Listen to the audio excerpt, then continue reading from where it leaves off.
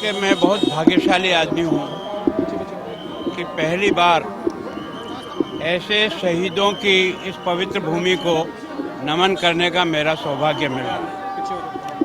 मैं सोचता हूँ कि देश धर्म के लिए इससे बड़ा बलिदान अभी तक इतिहास में न कभी पढ़ा है न कहीं सुना है।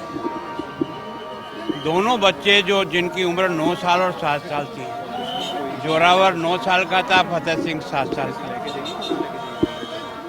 और माँ गुजरी आनंदपुर साहब युद्ध के उस समय के बाद इनको कैद करके यहाँ ठंडे स्थान पर लाके रखा। माँ ने उस समय में इतना मजबूत कि धर्म कुछ भी कुर्बानी करनी पड़े तो कभी पीछे मत को अलग यातनाएं दी और कहा कि तुम धर्म परिवर्तन करो तो तुम्हें छोड़ देंगे। बच्चों ने कबूल नहीं की और इस कारण से बच्चों को दीवारों में चुनने के लिए ईंटें लगाते रहे और एक ईंट के साथ ही पूछते थे कि बोलो अब भी है तुम्हारा मन? ने कहा नहीं है। दीवार ऊपर चढ़ती आई। फतेह सिंह छोटा था कद में, उसके गले में पहले आ गए। जोरावर सिंह के मन में के आंसू आए तो छोटे भाई ने ललकार के पूछा कि बड़े भैया ये तेरे आंखों में आंसू कैसे? उसने कहा बेटा इसलिए नहीं, मुझे इस बात का दुख है कि दुनिया में तू मेरे से बाद में आया, लेकिन देश धर्म के नाम से तू पहले बलिदान कर रहा, इसका मुझे दुख है। दोनों बच्चे यहीं दीवारों में चुन लिए गए और उसके बाद माँ गुजरी ने भी जहाँ उसको अलग कर दिया था, उसको समाचार सुनते उसकी भी देह त्याग हो गया।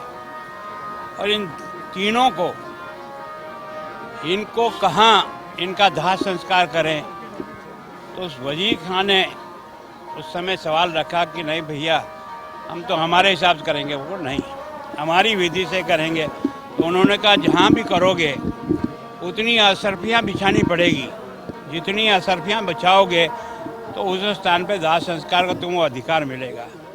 टोडरमल जो यहाँ का सेठ था, उसको ये समाचार मिला तो उसने कहा इससे पवित्र काम मेरे लिए क्या हो सकता है। कैसे शहीद जादों के लिए मैं उनके संस्कार के लिए जगह नहीं हूँ। तो उसने उतनी असरफियाँ जितनी उसने कही थी उससे बिछाते गए और सर क्या, और यहाँ से ही जाते हुए ज्योति स्वरूप जो दूसरी जगह जहाँ स्थान बना हुआ है, जो गुरुद्वारा बना हुआ है, वहाँ उनका तीनों का दाह संस्कार। तो वास्तव में ये जो स्थान है ये दुनिया को ये दिखाता है कि भारत के अंदर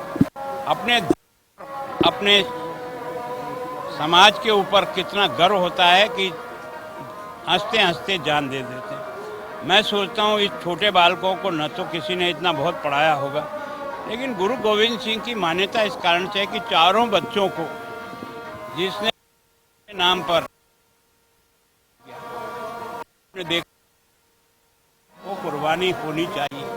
उन्होंने ये सबूत अपने से दिया और इसलिए इसकी मान्यता वर्षों से है। प्रधानमंत्री जी को इस बात के लिए धन्यवाद कि यही तारीख है उन्होंने वीर बाल दिवस के रूप में उन वीर बालकों का भी सम्मान देश भी कर रहा है, देश के बालक कर रहे हैं। और जगह जगह ये कार्यक्रम केवल फतेहपुर गुरुद्वारा में नहीं हो रहा है, आज हिंदुस्तान के लाखों जगह पर उन वीर बालकों के बारे में कार्यक्रम चल रहे हैं।